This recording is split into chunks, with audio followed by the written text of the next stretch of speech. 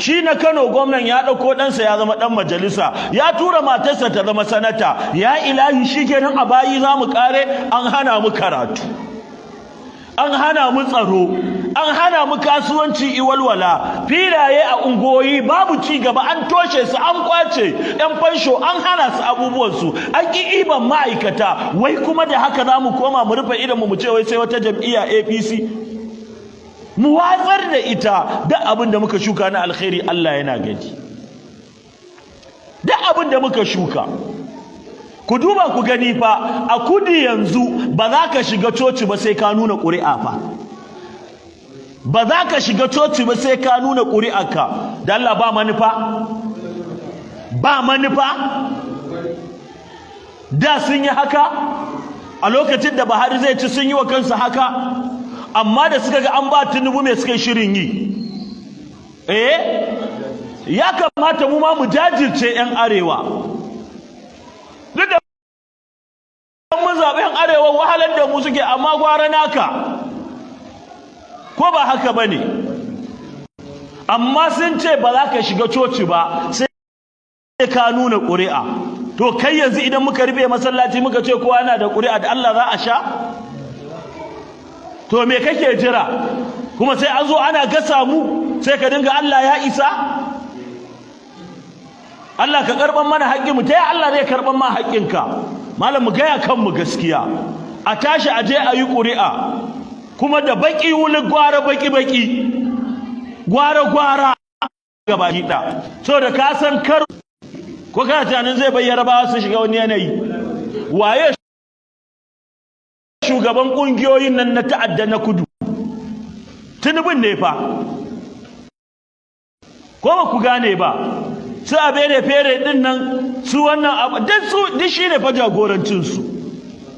To wallahi idan kuka rufa ido aka jefa mu masifa sai Allah ya saka mana.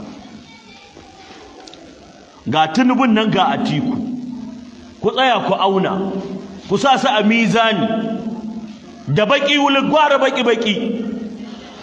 da aka kada idanuwan mu su toshe yan uwa. Kuma wallahi gwamnoni muna nan muna tare da ku, muna wayarwa da al'umma kai kan cewa duk wanda ije igoyi bayan a rusa mu ko mulki ikoma kudu, wallahi ba za mu yi shi ba, ko ba za mu gaya almajirai su dangwala wa jam'iyyar ba.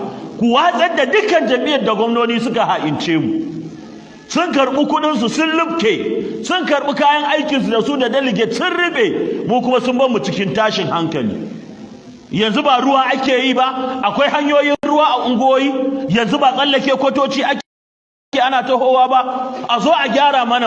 Amma su da can aka ba delegate, aka ba su abin da aka ba su, ba an huce wajen ba. To tashin hankalin Najeriya ba zai daina ba wallahi. Delegate din nan shi ma talaka ne, da shi aka je aka hada baki aka dangwala. Da aka muna kira ga babban murya, arewa ku tashi ku yi ƙuri'u, ku je ku yi katin zaɓe. Bayan kun yi katin zaɓe, wallahi ku watsar da jam'iyyar da ta ba ku yunwa, ta hana ku tsaro, ta hana ku kwanciyar hankali, babu jin daɗi, dan kawai an baka ɗan abin da zaka ci na kwana 7 ko na kwana 3, shine sai ka jefa mu shekara 4 yunwa da masifa. To fa man ya'mal misqala dharratin khairan yara wa man ya'mal misqala dharratin sharran yara. Ko yaya kai aikin sharri, ko yaya kace ba za ka yadda jam'iyyar ka ta faɗi ba, to wallahi Allah ya ce sai ka gani. Ko me kai, ko ya kai, wallahi sai kana cewa za ka bada iya gudunmawarka jam'iyyar ka ta kai. Jam'iyyar ka li'ila fice a jikinta? Jam'iyyar ka Allahu Muhammadu ce a jikinta? Sunan jam'iyyar duk ba arna ne suka kirkiro shi ba?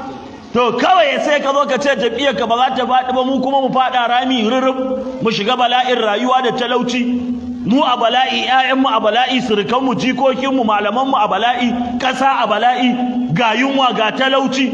Shikenan kawai ido iribe, malamai da baki gwara baki. Allah ce wa mai ya'mal misqala dharratin sharran yara. Duk wanda yayi aikin sharri ko ya ike sai ya ganshi. Na'am. Wa fi qawlihi la ilaha illa huwa, cewa fadin Allah babu abun bauta da gaskiya sai shi.